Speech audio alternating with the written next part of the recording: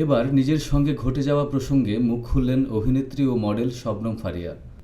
অনুম বিশ্বাস পরিচালিত দেবী সিনেমায় নীলু চরিত্রে অভিনয় করে বেশ প্রশংসা পেয়েছিলেন ফারিয়া। এই চরিত্রের জন্য তিনি জাতীয় চলচ্চিত্র পুরস্কার পাওয়ার কথা থাকলেও পরবর্তীতে সেটি থেকে তিনি বঞ্চিত হন।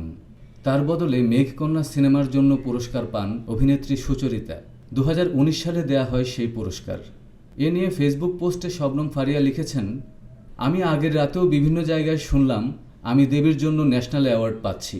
পরদিন গ্যাজেটে দেখি কোনো এক বিশেষ দলের এক সদস্যের নাম।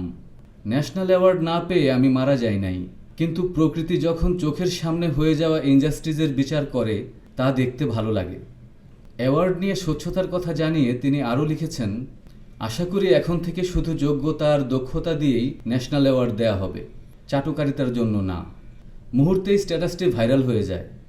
উল্লেখ্য, বৈষম্যবিরোধী ছাত্র আন্দোলনের বিরুদ্ধে লড়াই চালানোর লক্ষ্যে তৎকালীন তথ্য প্রতিমন্ত্রী মোহাম্মদ এ আরাফাত ও সংসদ সদস্য ফেরদৌসের নেতৃত্বে আলো আসবেই নামের ওই হোয়াটসঅ্যাপ গ্রুপ খোলা হয়। ওই গ্রুপে আওয়ামীপন্থী 160 জনের মতো শিল্পী যুক্ত ছিলেন।